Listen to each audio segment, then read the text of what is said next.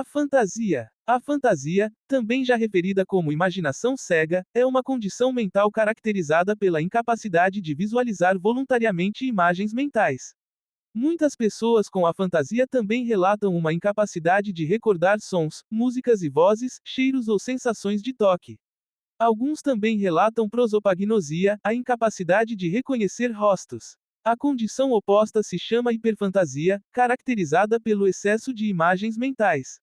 O fenômeno foi descrito pela primeira vez por Francis Galton em 1880, mas desde então permaneceu relativamente pouco estudado. O interesse pelo fenômeno foi renovado após a publicação de um estudo em 2015, conduzido por uma equipe liderada pelo professor Adam Zeman, da Universidade de Exeter, que também cunhou o termo afantasia. A pesquisa sobre a condição ainda é escassa. O estudo estima que cerca de 2,5% da população tenha o problema.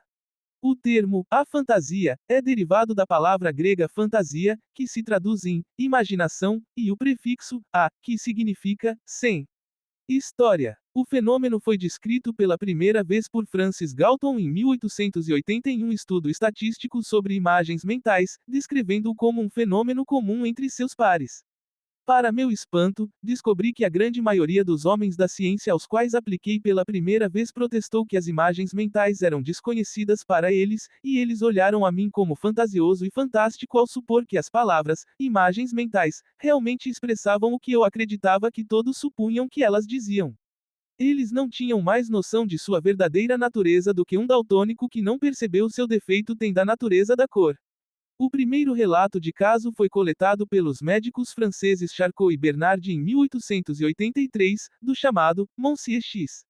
Minha esposa tem cabelos escuros, disso eu tenho certeza absoluta. É completamente impossível para mim recordar essa cor em minha memória, bem como imaginar seus traços. No entanto, permaneceu praticamente sem estudo até 2005, quando o professor Adam Zeman, da Universidade de Exeter, foi abordado por MX, um homem que parecia ter perdido a capacidade de visualizar depois de passar por uma pequena cirurgia. Após a publicação do caso da MX em 2010, Zeman foi abordado por várias pessoas que relataram uma incapacidade ao longo da vida para visualização. Em 2015, a equipe de Zeman publicou um artigo sobre o que eles chamaram de a fantasia congênita, despertando um interesse renovado no fenômeno agora conhecido simplesmente como a fantasia. A hipótese de Zeman, Dior e Della Sala, 2015, para uma causa genética não parece ser corroborada por alguns históricos familiares e testemunhos, incluindo de evento traumático na infância, e outra hipótese também considerada é a de Vito e Bartolomeu, 2016, para a possibilidade de causa psicológica. Indivíduos afantásicos relatam pensar em conceitos.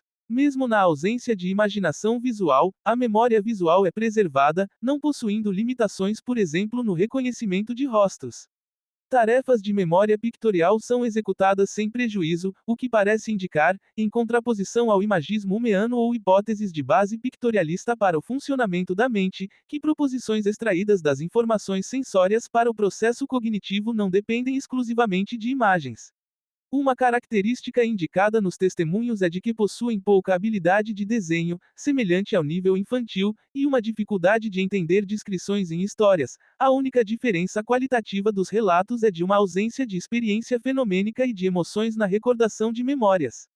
Em abril de 2016, Blake Ross, co-criador do Firefox, publicou um ensaio descrevendo sua própria fantasia e sua percepção de que nem todo mundo a experiência. O ensaio ganhou ampla circulação nas mídias sociais e em uma variedade de fontes de notícias. Em maio de 2018, em colaboração com Zeman, a Fantasia Network foi lançada para criar uma comunidade de pessoas explorando a vida com a fantasia e compartilhar histórias e estratégias para aprender mais sobre seus impactos. A avaliação. Ilustração hipotética de graus de vivacidade na representação mental de um triângulo vermelho. No artigo original do professor Adam Zeman, o Vividness of Visual Imagery Questionnaire, VVIQ, é usado para avaliar a qualidade da imagem mental de 21 participantes autodiagnosticados e autoselecionados. Este questionário convida a pessoa a visualizar uma série de imagens, um parente, um sol nascente, uma loja que eles conhecem, etc., e classificar o quão vívida é a imagem, de perfeitamente clara e animada como a visão real. 5 pontos. A. Nenhuma imagem, você só sabe que está pensando no objeto. 1 ponto. É classificado como a fantasia se eles obtiverem um total de 20 ou menos em 16 perguntas. Pesquisa. O artigo de Zeman identificou que a afantasia caracteriza apenas visualizações voluntárias, os afantásicos ainda eram capazes de ter visualizações involuntárias, isto é, sonhos.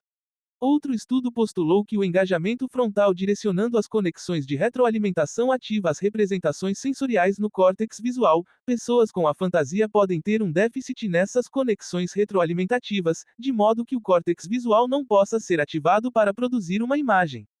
Um estudo de 2020 concluiu que aqueles que experimentam a fantasia também experimentam imagens reduzidas em outros sentidos e têm memórias autobiográficas menos vívidas.